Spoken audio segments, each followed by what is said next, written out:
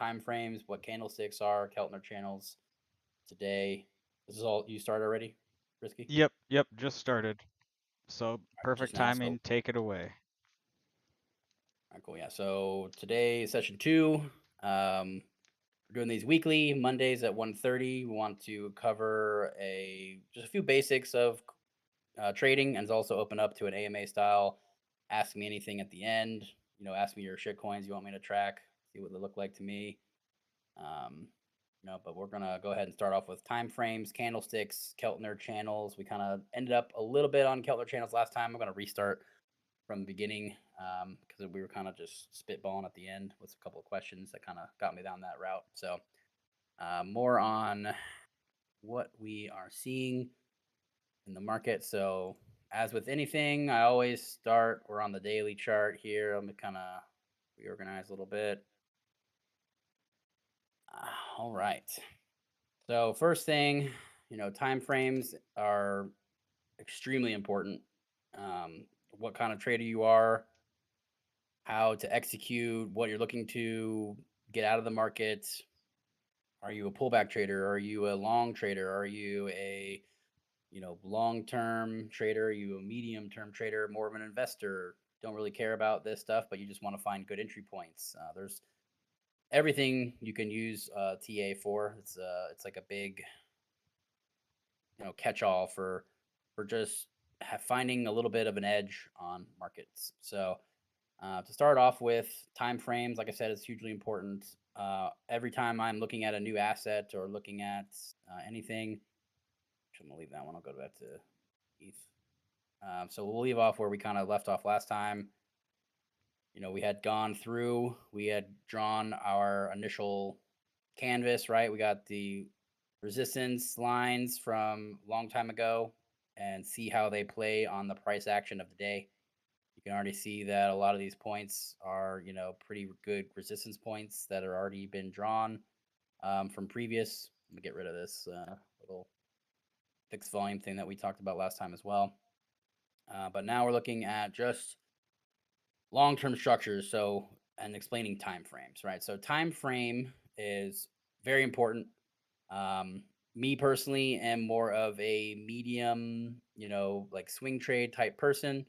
I like to find, relatively good entries. I bought a lot in the June, July of last year, and haven't really sold them. I think we are, doing well in terms of this. We had a lot of discount pricing here. If you want to go buy a car, would you rather pay, markup of? Well, let's bring this one back. This is the average This is the average price that everyone pays for a car, right here, $1,242. Do you want to pay above that price, or do you want to get a good deal? So, this line has been here for a very long time. It was the price of control, ever since, we've got these numbers. It was already a price contention point in the last cycle. The 1376 through 1,000 was already a trade window that we already had hit from the previous cycle. And if you look at just previous tops and previous bottoms, those are pivotal points because when we see price, people traded here.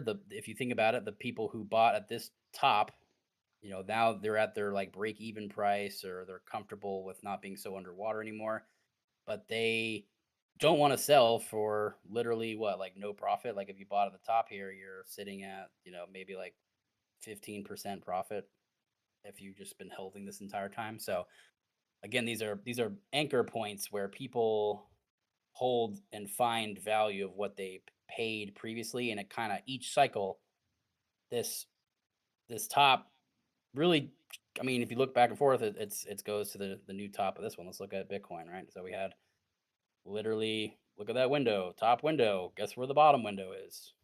Bam. All right. So there's a lot of information you can glean from things just by looking at a bigger picture mentality, and that's why I like to always, every time I look at a new coin or new asset, making sure that you're looking at the daily, finding those resistance points from a long time ago, seeing if they're still valid, see if they're still worth it.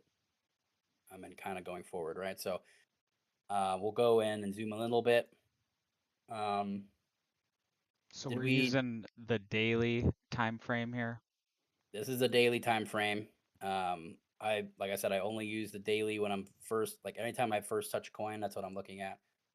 You told me to look up, Trevor told me to look up stacks. The first thing I did is open up the daily, look at the daily, what we looking at, how is it looking? Um, let's see, we kind of wrote, I think we did some drawing on it last time. We looked up the daily uh, for stacks.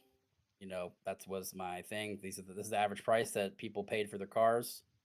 You had a window to get a little bit below, but we're looking at pretty stable area. But again, we draw resistance points. This is kind of a line I drew last time.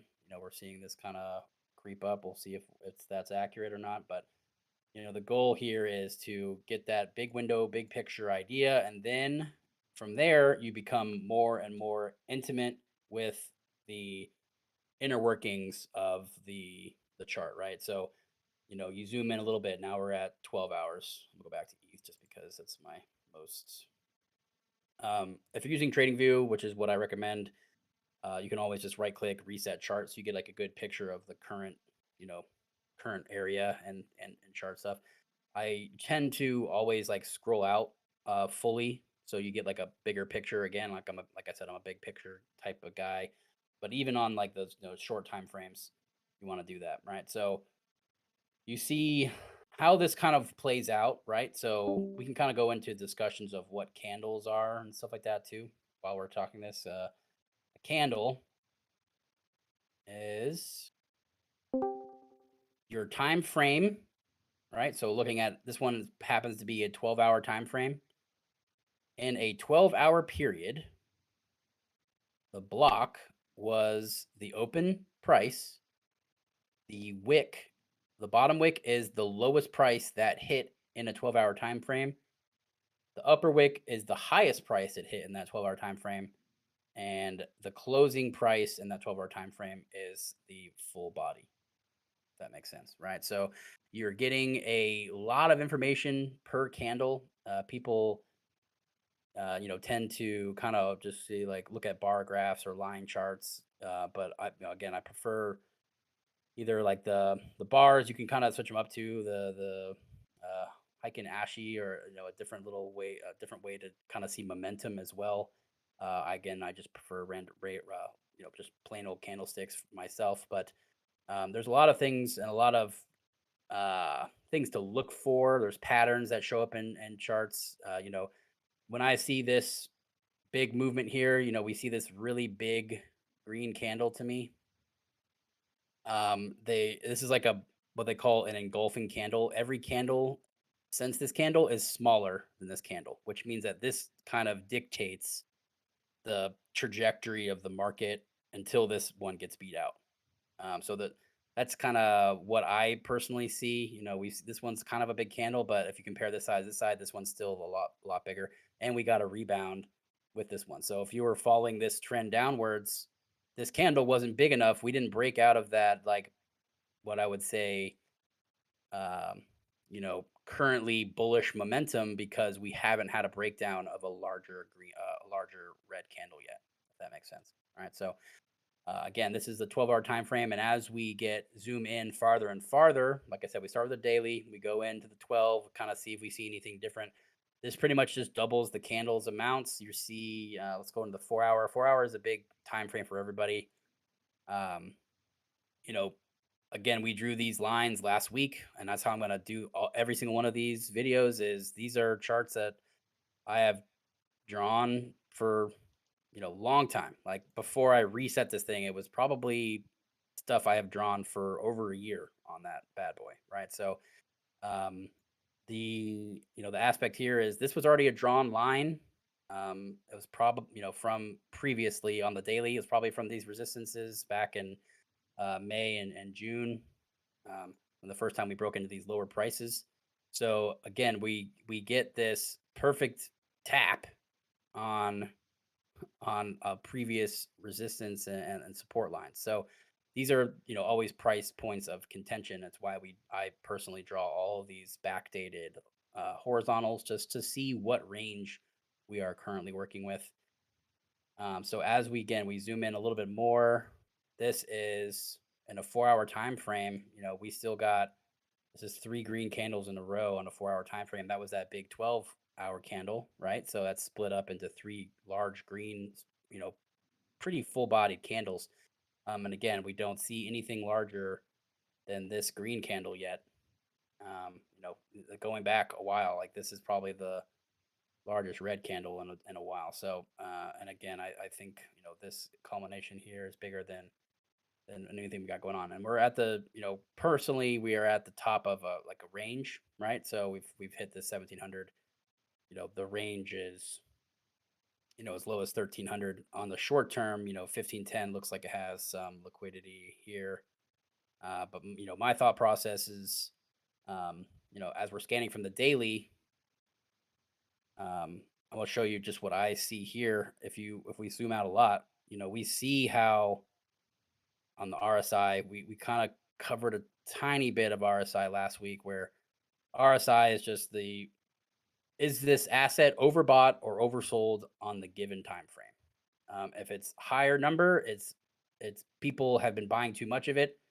The price is getting farther away from the average price of a car. We saw that even with, I like to always compare it to cars. We saw that. And no, there was literally no demand for cars in when COVID happened, and you saw the price of cars just like plummeted. You could buy a brand new, they were like practically paying you to get a car.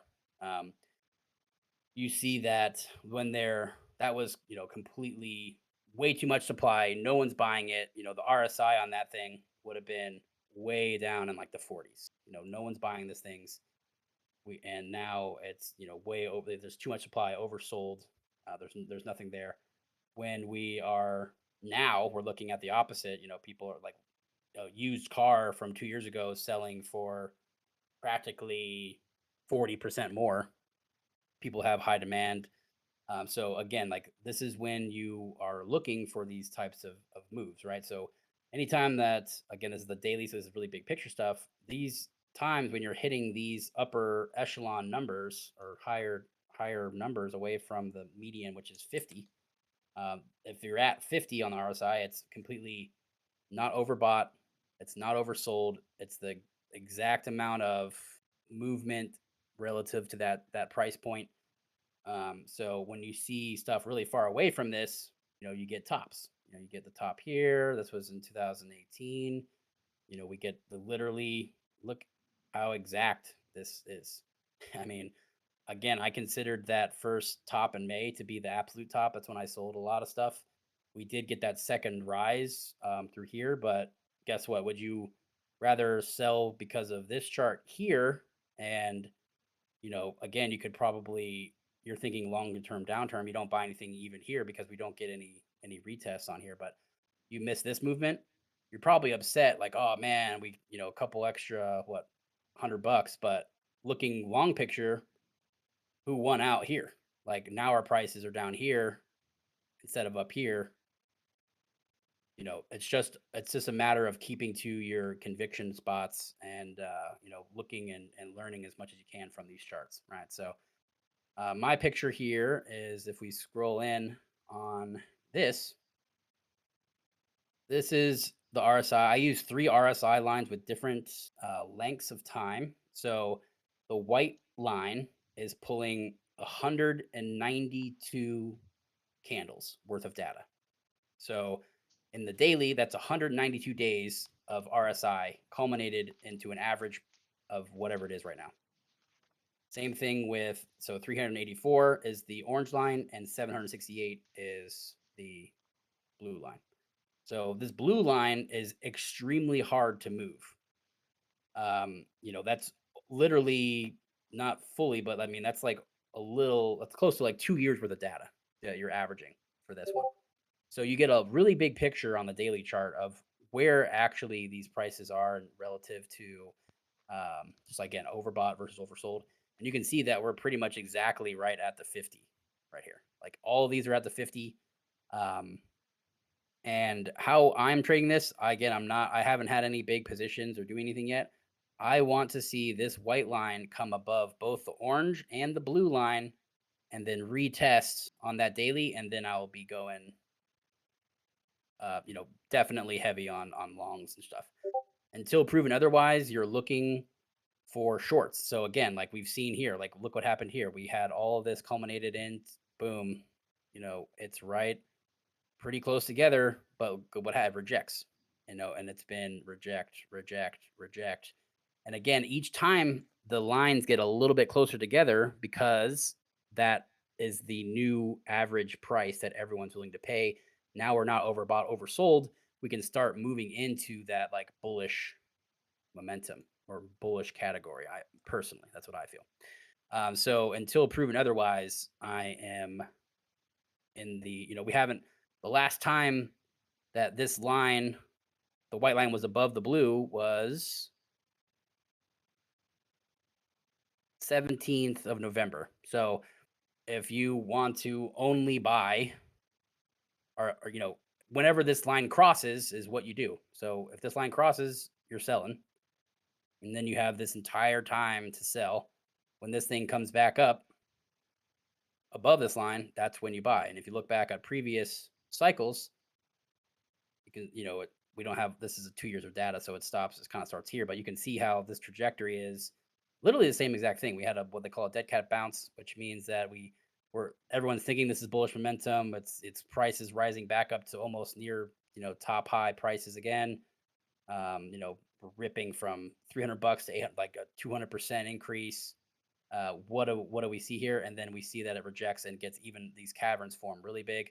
But guess what? As soon as this crosses here, you get that momentum starting to build. You always want to see that retest. I would say this is the time that you got that retest. From here on out, you're golden. And guess what? If you bought here, you're at June 20 at $200 ETH. You don't want to mess with all this stuff. You'll lose all your money in these types of moves because it's no one's certain what's going to happen. We're all over the place.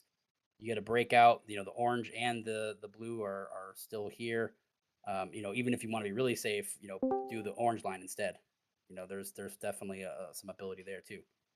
So again, you're just personally you want to have patience is what makes money.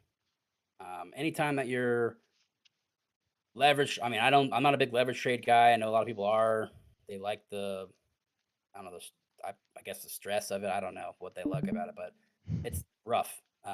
You know, it's nail biting. So I personally, again, I'm a big spot and hold guy, but I like to be smart with my purchases and entries and exits from these markets for the purpose of what I've been explaining. Like if you just didn't listen to Twitter, every other Thursday they're bullish or bearish. The world's ending, or we're literally going to 180K bull Bitcoin this week. That's literally there's no in between. So, you have to make your own formulated opinions on these things, and the best way to do that again is just like practice learning. Being in these chats is something that I think is extremely valuable to people that are trying to get into the space. And again, it's not like I'm going to teach you everything. You can only learn by actually doing these things. You have to, someone recently, they've been really interested. I would say two good examples is in our inner end Discord, we, similar approach to this one. We're just all trying to hang out and have a good time and call stuff with each other, NFT and crypto wise. But in like that June, July, when I was, saying stuff like, "Hey, let's get back on this train." I had a couple people that are listening and doing these things and getting into trading stuff. Um, you know, some of them lost a ton of money because they were going like, "Oh, 10x leverage." You're talking about, "Oh, you're saying buy," but like when I mean buy, I mean spot buy because I'm a spot trader and very very, if anything, I'm a leverage short trader. I don't do any leverage longs because I think they take too long to, you take the stairs up and you jump off the cliff is pretty much how every chart looks, right? So this takes, you know, 2 years to get here, but it takes like 2 months to get to here, right? So, um, it's always that long ride up and extremely fast ride down. So personally, that's how I've set it up for me as a short trader. But there's each one has to learn your abilities. I think we picked up a couple of new people. Anyone got any questions or anything before I continue on? Welcome anybody to just unmute and start asking away.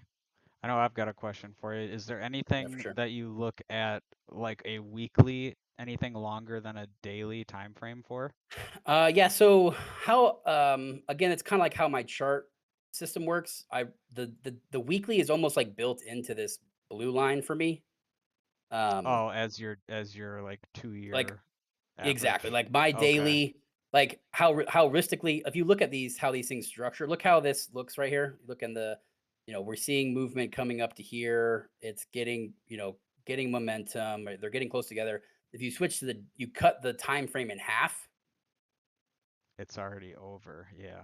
it's already over. But look at this orange line becomes the white line from this. Yeah. So these two lines are now, you've gotten rid of the white line, and now this is the white line, this is the orange line on the last one. So like any time frame, you personally, I get the reference points, you know, from these things. And that's one of the things that, I really recommend is becoming extremely intimate with the tools that you're using. Everyone's like, "Oh, I got the best tool to trade ever. It's going to make you millions." It's like it's not. You don't know how to use it. And you need to spend a lot of time learning how to use it properly or you're just going to lose money, right? Like when I look at this, I get an absolute ton of information right off the cusp. Like, you know, the weekly is also closing in on each other. The dailies moved over onto this line. We're getting some consolidation. I want to see this white line touch this blue line on the 12 to get that retest that I'm talking about. Like I want to see this white line touch the blue. And on the 12, I want to see both the white and the orange above to retest and touch for me to go into like bullish momentum and bullish pickup. And guess what? I personally, everyone's like, "Oh, you missed all these things. You missed this trade." It's like, well, not really. I'm in spot. I bought spots here at these massive caverns. Like these prices are so insanely oversold. We got and again, I'm not buying on this side. I don't buy any of this. This is all knife catching. Like people buying all this is all knife catch. Hope I get it. This is risky. This is a little less risky because you got three, how this looks to me is, hey guys, we tested this spot 3 times. We're already 85% down from the top. And RSI is, if you're looking at RSI this way, what they call is like a hidden bullish divergence is these are all heading in the upwards direction. Um, you know, this line, knife catch, don't touch it. Knife catch, don't touch it. It's a little bit less risky, but still a little bit riskier. And then when you start getting these third touching on price, that shows a lot of support at these prices to me. So again, like I had, probably from here through, I probably had 2 weeks of buying through these areas. Average, my average was 1037. So um, again, like these are the things you're looking for. And again, if I was like a more of a quick trader, you see these giant caverns appear and you ride those caverns until they pinch again. And on pinches you sell. Right. So if you did that all through here, you probably could have got some good moves. Like this is probably the knife catch. This second retest is good. Now you ride that through the pinch, right? You got a good move, right? And it's all about that bigger picture things, and that's for my style of trading. And then as you get down to the really low, like intraday trading, I like to use the 32 minute. So if you don't pay for Trading View, you can't get custom time frames. I personally, uh, I don't have like the highest tier, but I have the one below the highest tier just because I like to have a lot of custom stuff. But I think the second paid tier, which is like maybe 9 or 10 bucks a month. I think it's pretty cheap, but they allow you to do custom interval timing. We talked about this last episode as well. It's more about the aspect of, you know, someone asked me about Fibonacci's or something like that, and you know, any trader, they all know what Fibonacci's are, but like any trader that's like, oh yeah, I use Fibonacci's for this, and I'm using the daily moving average. Like everyone uses the daily, 200-day moving average just got touched. Like now we're bullish. Every trader talks about that. Do you think that gives you an advantage if everyone's using the same exact tool? Or do you think like a custom one that has, back testing, you can go back in these things and like on Pine Editor. It's another thing I like, if you're actually interested in this type of stuff, looking at, I've made all these things with a stock trader who's been in the, he's been stock trader for about 16 years, old guy. Um, and we tested all these things. We go back testing with like a 70% test rate, or they are able to see what what we want to test, right? Like if you bought at these bottoms and you rode to the pinch, how many times were you successful in 100 trades? If you're above 50, that's big. If you're in like the 60 range, like that's huge. Like you got to take these things, any advantage that you can possibly get, because crypto and any type of trading is a zero sum game. Someone is going to lose all the money that you're gaining. So any type of advantage that you can pull from using things that aren't generally the same as somebody else, or some sort of edge that you can get. Again, everyone uses the 30-minute, the 15-minute, and like whatever, I think it's like the 5-minute.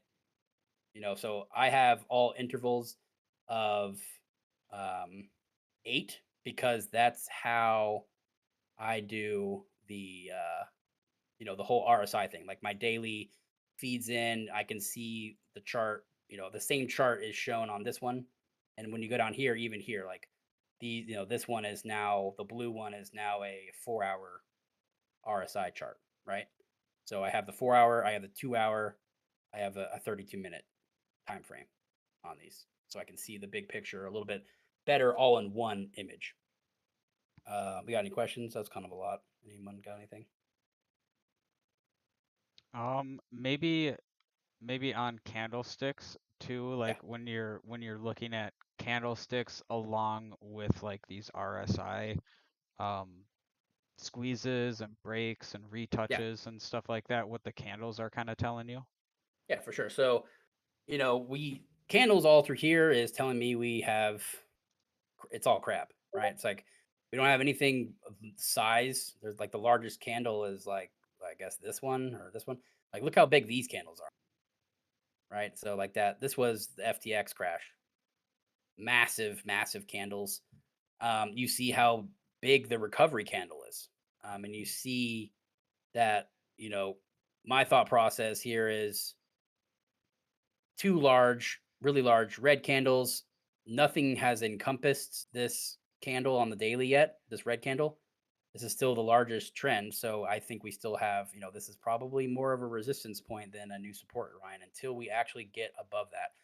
And again, we might be heading in that direction. Like anytime, that we're below 70% off, it's these are DCA moments. Like you're buying a small amount that you can afford to lose every week, regardless of price. After you get down into 50% off, 60% off, if you're just want more easy style stuff to just trade that like DCA bags, right? But yeah, like these two red candles are still the dominant candle, right? Like these haven't been engulfed on anything yet, and we get a lot of little tiny movement candles up here. But what this tells me is people there's no buyer demand, but there's also people not willing to sell at these prices. What it's telling me. All these candles are tiny as shit. There's nothing of value. Volume is garbage, but there is no one willing to sell at these prices, and people. It's just going to be like a slow grind up. Like, we'll get some of this action here. We'll get like, then we'll get down to we'll touch here, get back up here a little bit, break out through here. Then we're in this new trading window. it's all about looking for and hunting for that like pockets of liquidity, right? So if you look here way back on these things, look where the candles are, those two giant candles. They go through, just instantly start at like this spot where there's literally no buying liquidity. Um, this is this on auto or something? Yeah, okay, yeah. I like to turn off auto also. I don't like auto. Um, but yeah, so like this, see, this is that two candles I was talking about.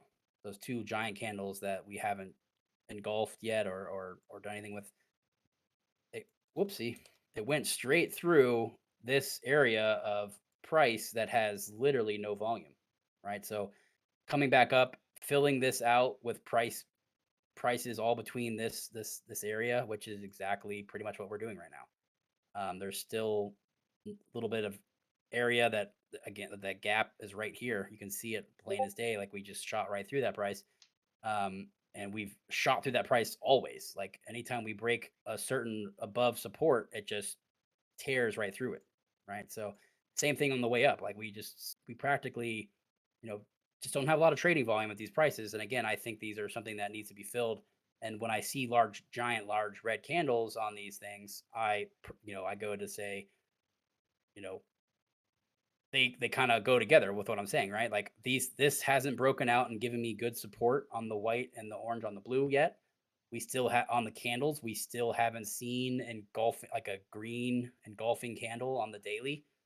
We've seen some on like the lower time frames, but it shows that we're in the right trajectory.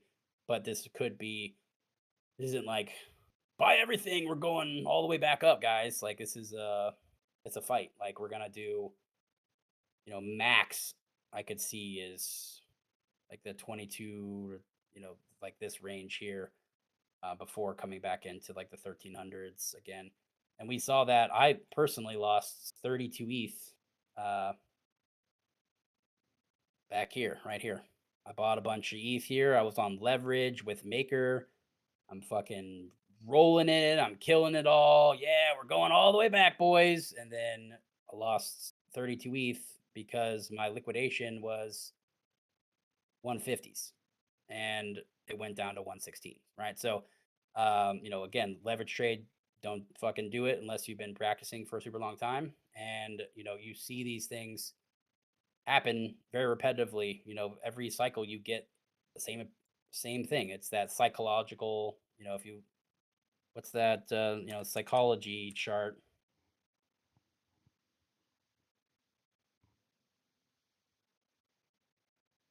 We get that the same picture that literally everyone's seen always. This happens every cycle. Like, we're in this angerish depression stage, getting closer to like disbelief, I would say. Like that disbelief happens, and then we kind of go back down, and then we go to this. I don't think this is it. I don't think any of this stuff's happening until 2024 on the next halving cycle, right? So that's all plays into a larger picture of the mathematics of Bitcoin, right? So there's a lot of things that go into this. Sorry, there we go. Goes into this, uh, this thought process, and it's all, you got to be up on your news. You got to be up on your technical analysis and learning pick the traits or pick the tools that work best for you. Find out what you kind of trade you are, and that's best done by, again, we're gonna plug that as the paper trading right here. You just go to trading panel, paper trading, connect, and you can start trading all these things with a fake $100,000, and actually see what your P&L is or what you're able to do, and that repetition and patterns get to, you get to start seeing them. You get a little bit more comfortable. You don't you don't panic. People who are panicking when this is going down are the people who lose all their money. You see people like income sharks and trader SZ, and they're just like, you know they've already drawn before this crash even happened, they already got lines going here, here, here, where purchases are going to be happening at this point, this point, this point, this point. These didn't get hit, but guess what? My other three purchases did. They're already calculated. They're already steps ahead. And if your reaction, um, you know, you can't be a reaction trader anymore. Realistically, bots have taken, we're hundreds of times slower than bots. So the people who have the algorithmic trading are going to be the kings of that short term trades. It's more about, I think the value here personally is that more longer term approach, making more calculated, smart purchases. Um, we can kind of bring it back. Any other questions or anything like that? Well, spark any ideas for anybody? Anybody in the audience? Come on, Yava. I know you lost a lot leverage trading. Let me hear it. I got a question. Yeah, what's up?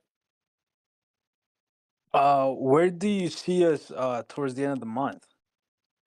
I mean, realistically, I see more like we're resisting here. If this kind of goes above here, I could see. I don't see anything above what 1786 probably. I would say it'd be pretty big. Like if we're trading in this range, it would be most likely. Um, we're getting bullish momentum. Like I said, these things are kind of gathering pace. We're getting close to these lines. We've been in a bear market for over a year. And again, I considered this bear market ended in May of 2021, so it's been like a year and a half.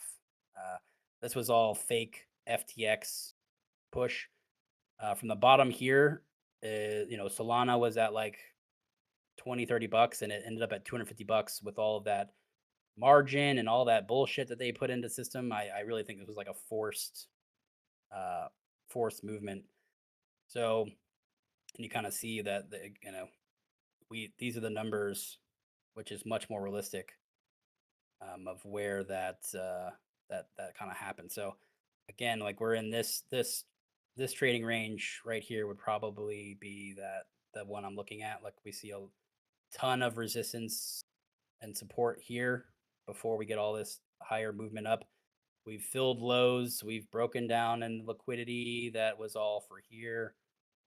That we've moved, we've kind of been ranging for this whole time. But yeah, I really do think that, we've this pattern broke down, this pattern broke down, this broke down. We're getting like that base support. I could see this touching this and then moving into this range. I can't tell if that's like a month or 2 months, but it's definitely in the possibility of moving into this 2000 to 1700 range. Any other questions? And you think for like a reversal, you want to see one of those big green candlesticks? I want to see a big candle. I want to see this white above these two lines. And even more confirmation would be the orange above the blue. Those are like really good movements. We've seen it. This, again, just look at the structure here. It's literally pretty much mirrored this structure. Like we had a breakdown. We've had really far cavern buildup. We get this, this is what happened last time. This is literally where I lost all my money. Is not all my money, but like 32 ETH, which a lot. We had exactly what's happening right now. Everyone's getting bullish. We've had a bottom. We've broken out of the range where now these things are coming together. Let's see if we get any big candles. I don't see, this is, I guess like these three blues three greens are a good size. I would say most of all, this is a big ass red candle. This is a big ass red candle. These are all, like similar setup to what we're doing right now, right? We've had all this breakdown. We get really big caverns. We're now testing this new area. The white is above the orange. And then guess what? It doesn't have the momentum. And we go down. And if you're not careful with protecting yourself, whoops. Wrong one. You lose another 54% right there. And that's what happened to me. So this is exactly what happened last time. Hey, we're back. This was when like crypto kitties just came out. I was doing all that. I'm like, oh shit, everyone's talking about it again. We're doing, same thing's happening here. We're getting open editions are back. We're getting all this fun shit to do. Everyone's kind of back. Gas is back up. Everyone's doing stuff. And then you get this, we're going back to the fucking moon, and then market makers tank it. You And you sound a see little this. bearish right now. I'm just being, that's what I see. Like this is exactly what happened on the last. Literally look at this. Like we're, if you, so picture this right here. We coming right through here. This Yeah, it does look very, very similar to that look, uptick. yeah, like we're about to go into here. Everyone's gonna get bullish as shit, and then we're going They're gonna going get back faked down. out, and we're coming back to Yeah, 1250. maybe not 1250. I think I think we have. 13-ish. I mean, yeah, like this 1395, this range could be like a new base. And we also have some Doom mechanics here too. Like when I'm comparing these two, right? Like the whole mechanic of Ethereum has completely changed at these times. We don't know exactly how it's gonna, function again, right? Like these times you're getting, we've since the merge, we've had, instead of producing 1.8 million Ethereum tokens to then sell at the market to keep miners running, we've burned 10,000 Ethereum. So, supply reduction is 99.98%. And it's at a deflationary stance. So we don't really know how these will trade going forward. But my thought process is we aren't going here. I don't think we're going here again. I don't think it is because we're burning too much supply. Um, and this is the first time that Ethereum has ever had like a burn structure. Bitcoin does it every 4 years, and we've kind of seen what happens. Like if you look at the Bitcoin chart, I mean, it's let's go on the weekly for this one because we got a lot of data for it.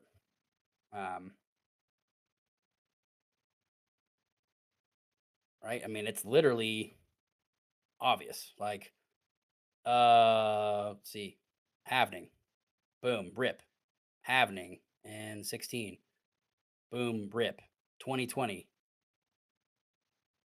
halvening is June, boom, rip. Like you see, it's mathematically built in, and you're gonna get over time. Let's zoom out like a little bit, or I guess let's see. It's already logarithmic. So yeah, what you're seeing is over like the next. This is what it's. Let me get the picture here. So this is going through 2030, right? So what it looks like is the way that this is released and how supply works is, everyone's getting 100 Bitcoin per block. First happening, 25, then 12, then 6. The next one's 3.25. It's getting, we're less 1.265 per block. And now we get this price, and that's more stable because that's how mathematics work. There's already a built-in supply that gets reduced every 4 years, and it's mathematically built. So this is what it follows. And like, again, that's how that Bitcoin rainbow works, right? It's just a standard deviation. It's a model. Bitcoin cash to flow model is the entirety of it fits inside of these. All trading action fits 100% inside the model because that's how models work. And if you're like this one, and everyone's giving plan B a huge, I lost all my money because of you. I listened to your rainbow chart, blah blah blah. It's like it's not a chart. He says it's a model. It's supposed to fit. And guess what? When you get new data, you update your model. So now his model's different. And you're like, oh, you just changed the goalpost. And it's like, no, this is just the best application for how these things will fit over a long given period of time. This is not a chart for trading on the 5 minute. This is a chart for trading on the decades. So, generally you're seeing this. This is you come back in 10 years, I guarantee you this chart will fill out, up and down and up and down and up. But guess what? It will follow this trend line. Okay. So, that's just the mathematics of it. And if you understand the mathematics behind it, it gives you, me personally, just more conviction in these types of assets. And again, like now ETH is the first time ETH has ever had this type of mechanism, right? So we never experienced this much of a reduction either. Like generally with Bitcoin, it's still like currently it's still inflationary. We're getting until we reach the final, no no rewards per block, which is like 100 and something years from now. You're not getting any, any value there. So like now we're seeing, sorry, not any rewards in that in the 100 year, like after the blocks end. With ETH right now, that's already happened. Like the average person is the maximum rate of staking is going to be 4.3% to holders. But with the burn mechanism, we're already, if gas is over, like I think it's like 18 or 20 Gwei, it's there's no increase in supply. So we've seen that for the past couple months, and that's why we're already at the negative 10,000 on the whole supply, which doesn't seem like a lot for a 121 million supply, but over time it's again, if one of the it's feel the burn. That might pop up something you don't want to see here. Yeah, we're all adults. I'm just kidding. The Ethereum. Watch the burn. Ultrasound money. Yeah. So this, if you ever seen this website, this is a beautiful website. Um, so this also changes. So last time I looked at it was 10,000, but now we've seen a little bit of increase in supply because maybe the gas has died down a little bit with the die off of the check stuff again a little bit. So, but you see here, if we had, you can see my screen, right? You're good. Yep. Okay, cool. Yeah. So, we've seen these things. This is the supply constantly going up. We've merged since the merger. This has just been that downtrend here.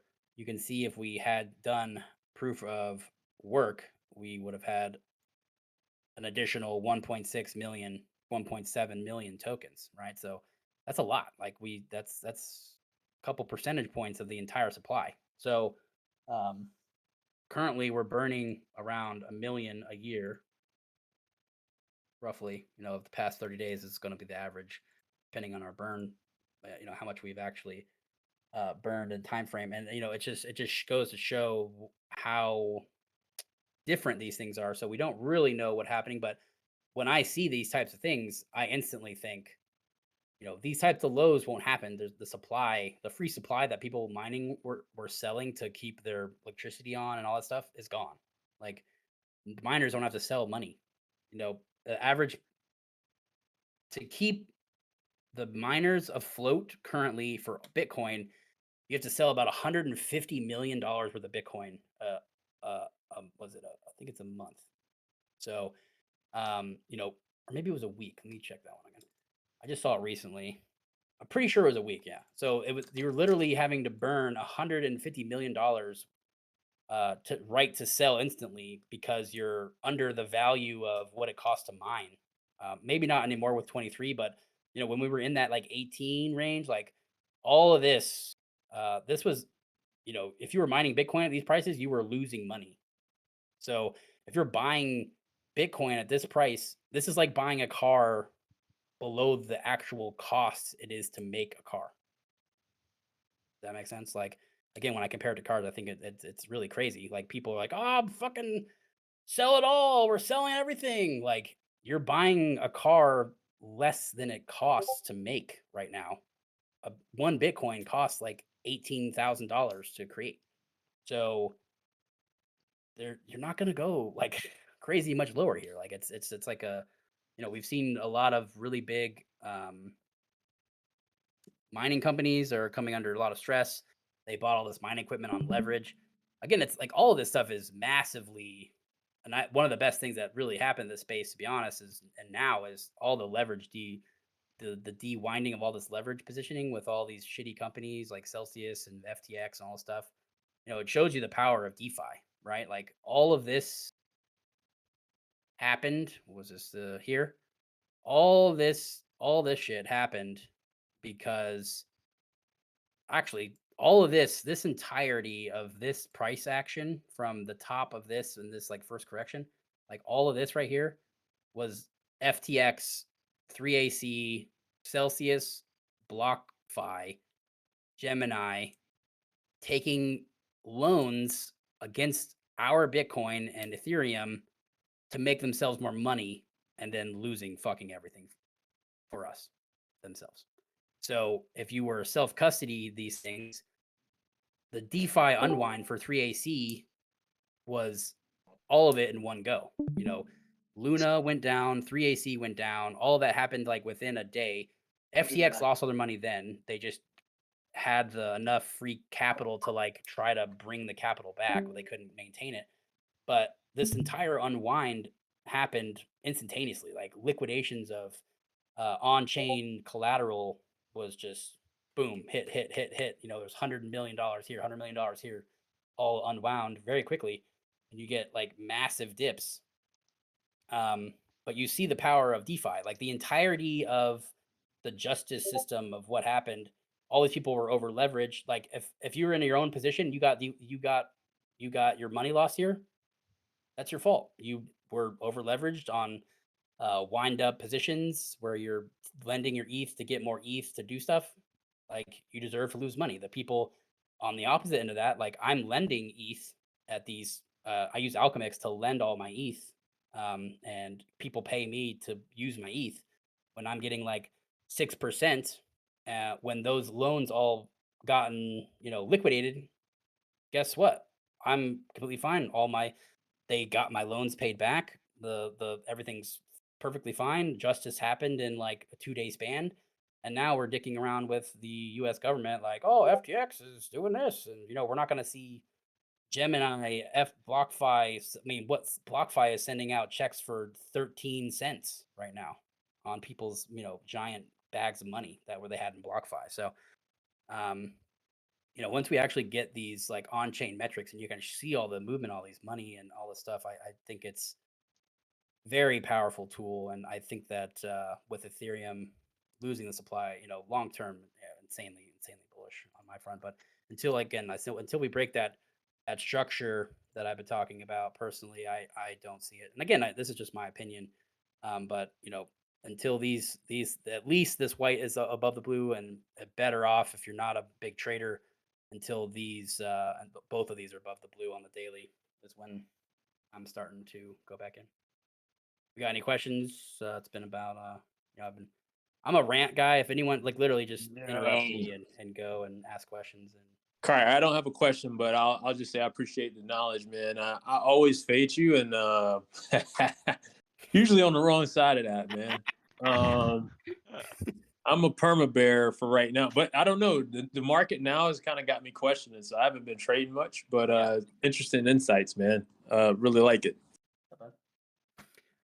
Yeah, I appreciate that. Yeah, but we always give each other a hard time. It's all in love, but yeah. Yaba's my resident love, baby. Yaba's he's my Enver. He's my Kramer. So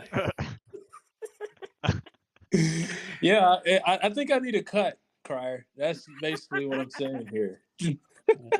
What shit. I go short when you go long. I lose, you win. Let's make it even. It's a zero-sum game, buddy. Indeed. That was a pretty good session. Does anybody else have any other questions here? Today, candlesticks, time frames, more in-depth RSI. Yeah, we didn't do the Keltner channels. I'll do those next time. I felt like the RSI fits better with the candlesticks and time frame stuff, but Keltner channels are also really cool. But what's up? I came here just for those Keplers, and you're gonna do me like this. Hey, we'll talk about Kettler. We can talk about it for a minute. Go good stuff. Thanks, man. Oh, you're good. High Profit, my man. He's been one of my good friends for what, 2 decades? Yeah, pretty much now. But yeah.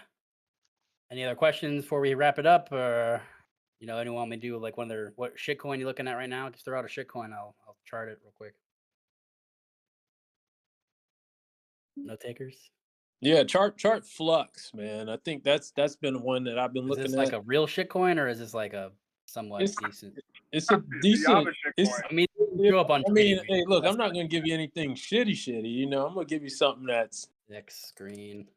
You gotta make me go to the ultimate. You know, if you're looking for good charts on non-popular things or non, well. Actually, flux is on TradingView. it was. Yeah, man. I'm telling you, I'm giving you the good stuff. I just searched it. I didn't see it. Let's see, Flux. This He's one, setting Binance. you up. Yeah, You crash. All right, yeah. here we go. Let's see it. I clicked the wrong thing last time. Let's see. All right, so started in 2021 was when it first got added to Binance. Down only. So let's see what we got. Well, I'm until the gonna go- last part. Yeah, no, I'm just joking with you. All right, horizontal. You know, whoop. Let me just clear this up here. Get too many buttons. All right, Flux. Get rid of this. Break this down for a sec. We're on the daily. We are scanning through all the way back. It's always best I start from the bottom, looking upwards. Like, look what we got here. So we, Alt H is the shortcut on TradingView. So a lot of touches there. This looks good to here. A lot of hits on this one here. This is top. That was what was this? Before we even started falling, so that was good. Right, we're hitting a resistance point all through here. We go to fixed volume. So since this first day it was traded, everyone already bought their bags, Yaba. So at 0.44.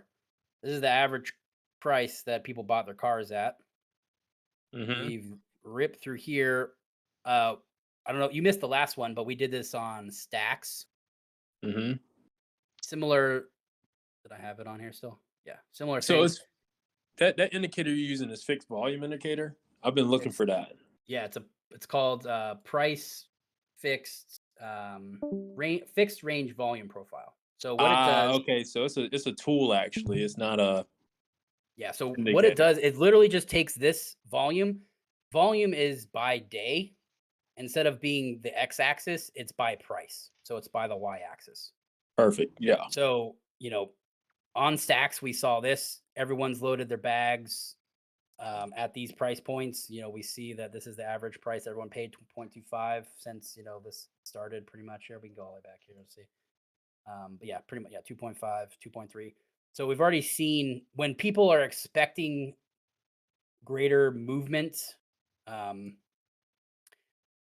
they're already in the profit here. Whereas something like I was looking at something, I think it was like, let's do a dot while we're at it here. I know you're a dot maxi. I'm sure the price of purchasing on these bad boys is higher. This is on Binance, so good volume here. Hey, so when you're drawing your line, does it matter if you draw it at an angle or horizontal? Which one? The fixed volume line. So no, it just calculates from the start of your position. It's only like x-axis. It's just calculating all the data. So you're dragging from the time frame of August 20th through February 23rd. Every single purchase and this price, this looks like some bare liquidity up here. If we hunting for stuff, these are things to look for. Open space, right? So everyone bought. The average purchase price that everyone paid is 5.3. People are in profit. This is the one I wanted to show you because it's the opposite. So this is the average price that everyone paid for Tezos, 2.8. Mm-hmm. To me, this structure looks much more bullish in recovery methods because everyone paid here. They're not selling for a loss here if they're still here. They've already sold. Like, you've already capitulated all this shit, right? You've already sold all this stuff if you're not here anymore. These people that are still here, the average person paid the most purchase price is 2.8. So this has a lot of leg room to run. Mm, Is my thought process. So it's mm. looking for structures where the price fixed volume is above this thing. Psychologically, the average person paid these price. They don't want to sell at a 50% loss or 65% loss from the bottom. They want to sell at least break even, Break or they get, even, yeah. they at least there. Like, let's look at like ape. I haven't even ever charted ape before. That's good to know. I just want to see. I'm sure oh yeah. So man, that's pretty good. So 4.8. I'm actually kind of surprised that all these are having fixed prices and this is a good sign to me. Like, people have been buying them with, this is a lot of volume at the 4.8 range. Like, that's that, like, in a support mechanism, like that's a good sign. Like, you get a lot of support at that price. Um, but like when I see this structure, when I see the average prices here, if these are decent, like, even, these price points are zero, like no volume in here, so it could probably go back down. But when I see, like, on a bull run return, like, this shit will be a magnet. Like, this will catch up quickly because people aren't willing to sell below that 2.8 price. So, let's see, look at the flux here. Let me just check. Yeah, so people on average have loaded. What does this do anyways? Flux. I haven't heard of it. I believe it's like a cloud computing type Okay. deal. All right, So cool. yeah. It's like an AWS competitor for like Yeah, decentralized. exactly. All right, cool. So, like, essentially what we're seeing here is getting resistance here. We're probably touch back here 0.76 if, these are all hypotheticals too. Like, if ETH and Bitcoin break out above that, that blue and orange and white, the above the blue line, like this all alts can do really well. Usually Bitcoin runs first, alts run, Ethereum runs second, alts run last. It's kind of like almost like a cycle that kind of happens over and over and over. But you'll still see, sneaky ones. Some of my best performing stuff was alts bought at the bottom, right? Like, I bought Ren at like 1 cent. I bought some Solana at like 30 cents. Um, Injective, I bought it like a couple cents. It's like $20. And even down bad, like from here, they're still hugely up, even though they're Hmm. down 90% or whatever. So, getting in on your alts that you are extremely convicted in, is usually a good thing for spot, right? So not leverage, but spot trading, and stuff that you can afford to lose. But, what I see here is good volume all through these spots. This is like a volume hunting. I feel like if it goes to this range, I'd sell. Um, below these spots, and that's like, it's exactly right where that resistance line I drew from, previous stuff hit a couple times. So, if we go into this range, I'd probably say sell. Especially if we hit up that 137. But my thought process is this one probably needs to be filled a little bit more. You kind of like to see like a bigger foundation, and like this, you want your highest purchase volume at the lowest points because that builds a foundation going up, right? Like, for natural growth of a commodity or something like Yeah, that. So because people are gonna hold it, right? Like if yeah, they get in exactly. at the bottom. Yeah, Yeah, like, it's, none of these people are underwater. These people are up like 50-60%, but yeah. they might be looking for profits at these areas because, they're up But like a ass ton already. You know what I mean? Like, they don't need to reach, exactly. you know. And these, again, it's not like the emotional traders. Like, this is I mean, from the bottom, they're up 137% already. They've probably sold here, or they probably sold some here if they're smart. Um, but yeah, like, it's that my thought process is average price purchase is low. People were really accumulating this one, um, at the lows. Like, the low is the highest traded point, which is, I mean, that's kind of interesting to me. It is a really, really new coin too, though, so you don't have a ton of data. Like, I don't think we'll have any RSI data because this Hey, is very, and just for clarification, the blue versus the yellow, that's buys versus sells. yeah, buy All right. versus sell. So yeah, like, mostly, I mean, it's pretty even buy sell up volume here. To be honest, most of it looks pretty. This is actually buy heavy up here. So, you know, most people don't sell at the tops. You know, you see here like a lot of mostly blue. These are people that are riding all the way down or Really selling, underwater. yeah, selling, you know, through capitulation. But yeah, you start like this was a lot of buys through here. This is, you know, 60-40 looks like ish. Yeah, so that's what I see in that one. Anyone other one more shitcoin to do, or we all heading out? Can you take a look at Matic? Sure. I just see it there, and I know it's like always like a pretty big mover from what I can Yeah, recollect. Matic, to be honest, has been like kind of like almost like a mover, like a first mover type of indicator almost a little bit. Like it's been kind of like Matic has a 20% jump, and then, you know, Bitcoin ETH has been going up, and then Matic gets dumped on, and then again it does the same thing again. So very volatile again. Like we're right at the average. Like this is it's a good sign to me. Like we've had the purchasing. I would, you know, maybe some volume. Maybe what are we at, 123? There's not a lot of volume in any of this. I mean, I guess like down here, a lot of people bought in the 35 range and the 42 range, but like no one bought in the 62, the 70 range. You know, it depends on how Bitcoin. Every time that I'm looking at an altcoin, you have to look at Bitcoin and Ethereum first. Is what I also think. Um, you know, if I don't give a shit what's new things coming out for Matic or new thing, you know, happened here. If you're looking for entry points, that you have to look at Bitcoin and Ethereum and what they're doing, because they all go together, right? That's and again, that's the whole, you know, overall market too, right? You know, everyone's like, oh, Bitcoin's gonna replace gold and whatever, like until I think that eventually, you know, maybe like 10, 15 years, something like that, but not, you know, these aren't things that are happening now.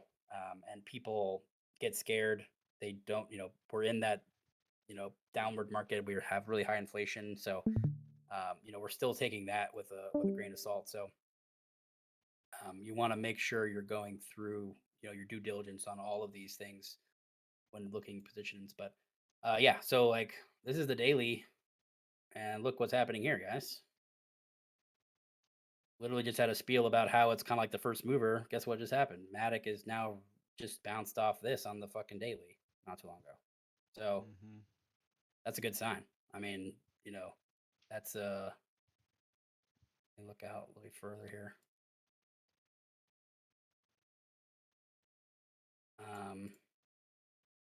Average price purchase is 90, so we're a little bit above that. Good base. We had a lot of trade in that volume right there, like a ton of trade volume through these spots.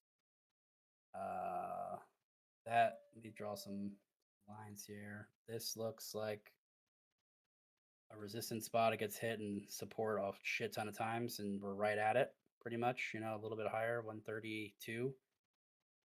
This is like a low here. This gets like a breakout right here. So like this range right here, something to look back. If like we pull back into this, you know, 97, 98 range, this can be the new trading range next, you know, 170 to 133. And I want to, you know, just how we saw with that, you know, the 2018, 2019 ETH pull, you want to see some, you know, indicators here. Like we've seen, it looks like volume's increasing here too. You know, these are high point, like a lot of volume in here. I guess not that much. Like these are still, the sell has been the stronger, but this is like one of the only charts I've seen that has the blue, the white above the blue on the daily right now. So let's just do a scan here. Look how bad Ren is. Like super far away. No, I wouldn't be trading this at all unless you're shorting. Same thing here. OMG, short it. You know, far away. Matic is the only one that's crossed on these, just like some coins I'm looking at. Not much volume there. Pretty big gap. XMR might be good to look one at XMR, right? So we got the white above the blue. They're kind of conforming here. we get a rejection here. I'm a big Monero guy. I don't know if anyone. I know a little bit about Monero. It's kind of like anonymous to the Yeah. max, So right? You yeah, don't every even time know you where it's coming send from. exactly every time you send a transaction. So think of we send a transaction in a block. Every person that sends in that block gets all of their money pooled and then redistributed in different amounts of what you actually sent. So, like, say you're sending me one Monero, I can then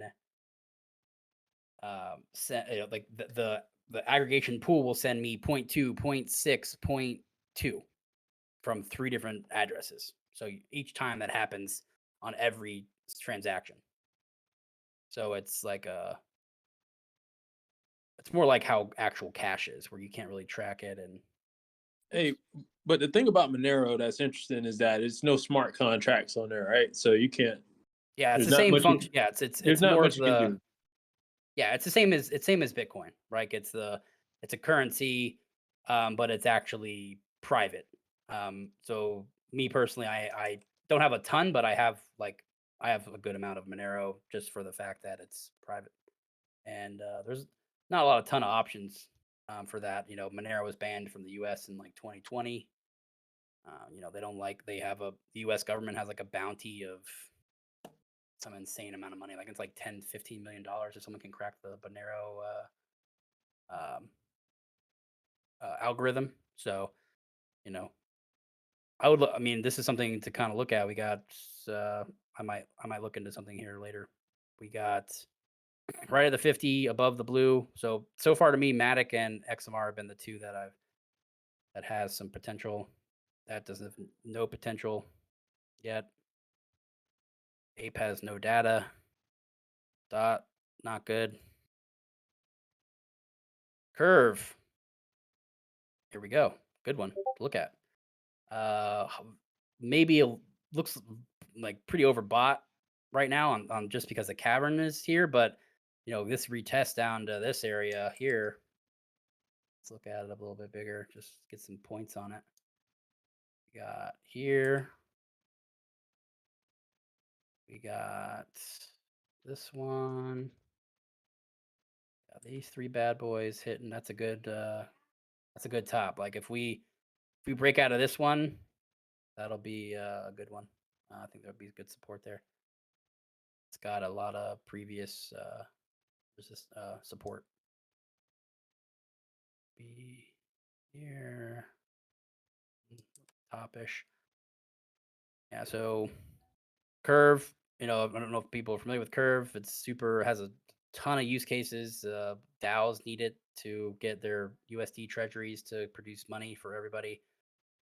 So Aave, Alchemix, any of those ones that are lending money on, and you're trying to get the most bang for your buck. They, if they don't have a lot of Curve, you don't want to use them.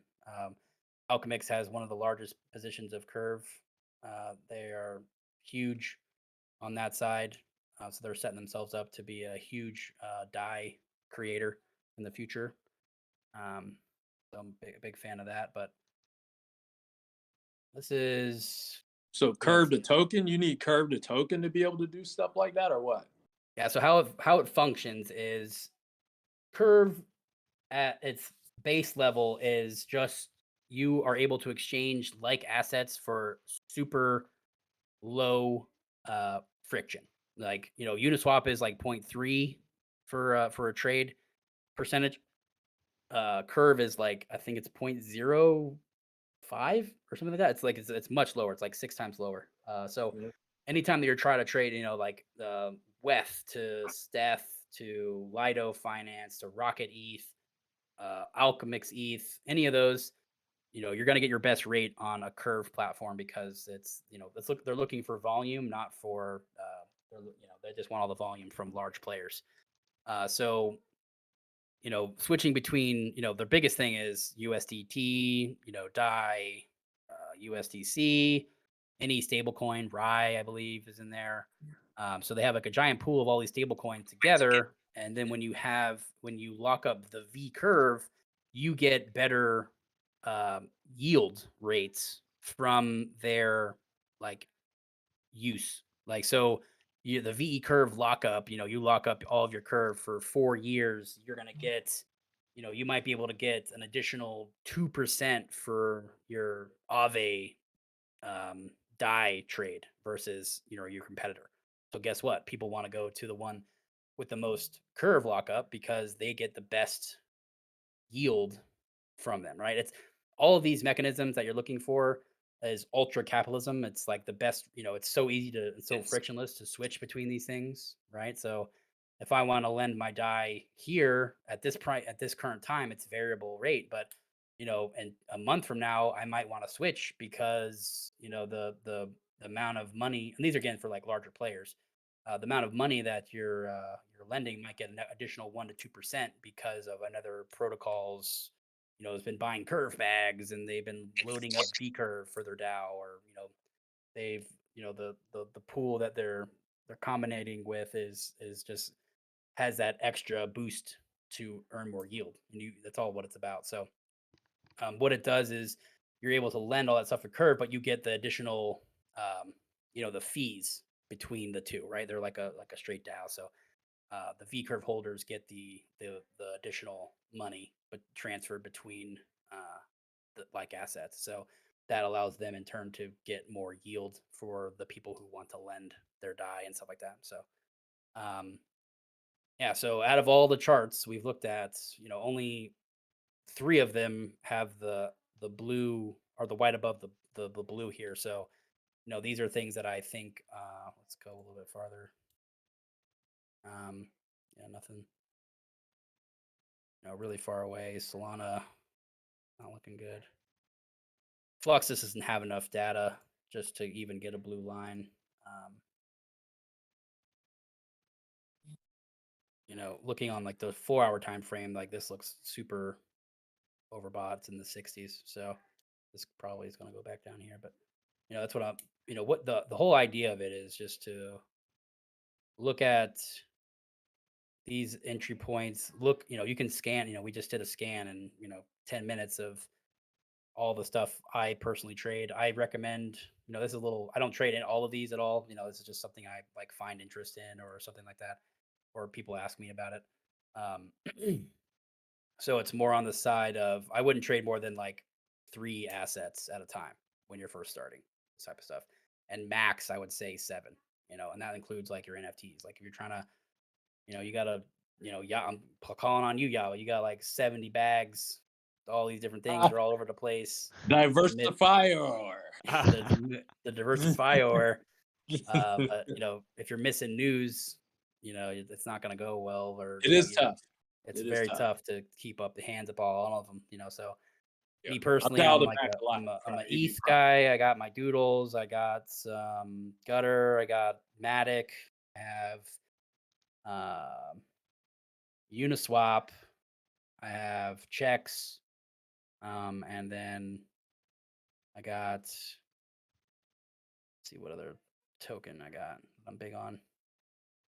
I mean, I got a bunch of Jewel, but that's just because I like the game and stuff. But I mess with like 7 things. I don't try to dilute it all. You're gonna miss out on stuff just because it's it's a lot of shit to keep up with unless you, and I'm full time too. Like this is all I do. Like if you got a job too, like I wouldn't do more than 3 just to You don't be crack like, backs? I haven't for money I haven't done it since 2020, September 2020. So when ETH passed $600, I was working at a shitty company that COVID came in. They fired 50% of the staff, and I was doing twice the workload. They cut my pay 20% too. So Man. I was instantly like, as soon as ETH hit over $600, I was like, go fuck yourselves. And I haven't been back since. So it's great for me just because I get to spend time. I got 2 little kids, and I get to spend time with my kids all day. Right after this, we're gonna go play some disc golf in the park. So Oh, nice. But once they get older, I'll definitely be interested in getting practice going and running. But until I, to be honest, I like chiropractic. I enjoy it a lot. I like helping people that way and educating people on that. That's what I see myself more as just an educator in general. Like I've never not liked helping people. I was a math tutor in high school. I was the math club guy that was helping all the jocks pass all their shit. Uh, so that's always been my style. In chiropractic school, I was really good with like organic chemistry, and I would like tutored like 6 or 7 people to pass their boards for I organic was chemistry. terrible with organic chemistry, man. I fucking love organic chemistry. It's like my favorite class. It's one of my pride and like yeah, it's definitely one of my favorite. I love that. But anyways, I'm more of an educator, so um, when I love chiropractic. I love helping. I still adjust people for free. I had a bunch of NRN had like a an Art Basel. We had 26 people come and stay at our compound. Um, I gave everybody free adjustments and stuff. There's some NRN benefits there, but yeah, most of the time it's just for helping people out and for free. And I'd rather if there's going to be any capacity, I'd rather have something with NRN grow. And if that doesn't do anything super fantastic, then going back in a couple years to open a practice just to help people is more my speed. Word. Just a overall educational The educator. man of the people. That's right. I mean, just on this whole thing, like with blockchain, I started in 2016. I went super heavy. I was in, chiropractic school at the time, and one of my other chiropractic friends was also like mega ultra interested into it. We built mining rigs, we did everything. We exited that. My top price then I went from about maybe like $7,000 to about $450,000. Or yeah, then lost like everything back down to around 60. So that was the first round. If anyone, if this is your first bear market, welcome. I was a therapist in June and July for sure. Everyone's coming to me like, bro, it's killing me.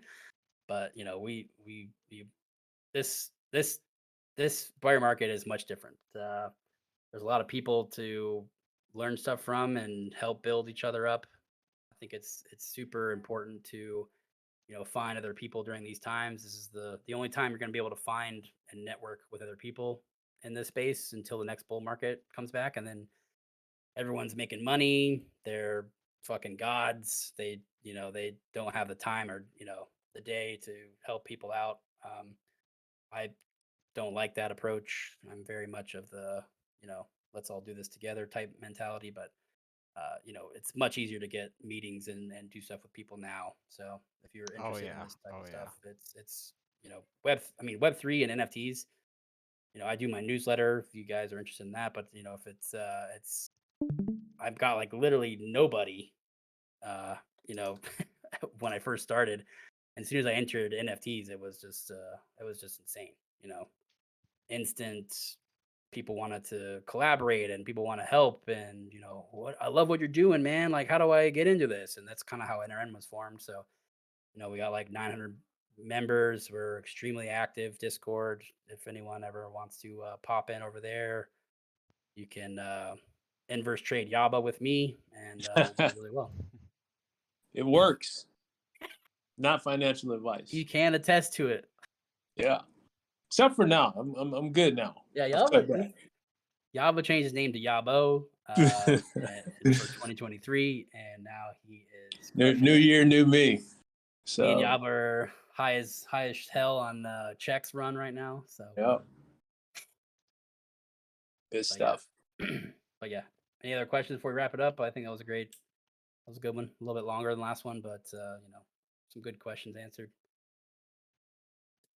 Yeah, we'll have to come up with some new material here next time. We'll get together. I and have talk like about it. infinite material, my friend. Okay. Like I literally just you push the on button and then I just go until someone tells me to stop. Usually, so Well, no Yeah, problems there. A Okay. question on Ninja Trades, man, and I know Crier tell you I do this all the time. But you guys, how's your app doing, man? Because you know, I remember way back in the day I found you guys and was looking into it. How are things going on that side? Things are looking pretty good.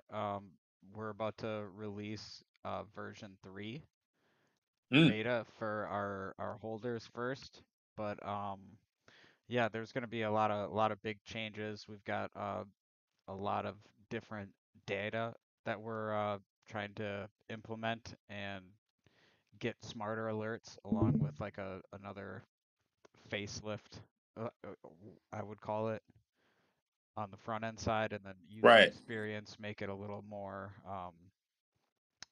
like seamless, so to say, and then just Yeah. better alerts. So like say that, you know, I think we're gonna have floor price alerts soon. I'm not sure if they're ready for V3, but we're also gonna have like say you follow 5 different traders that you want an alert if all 5 of them buy the same project.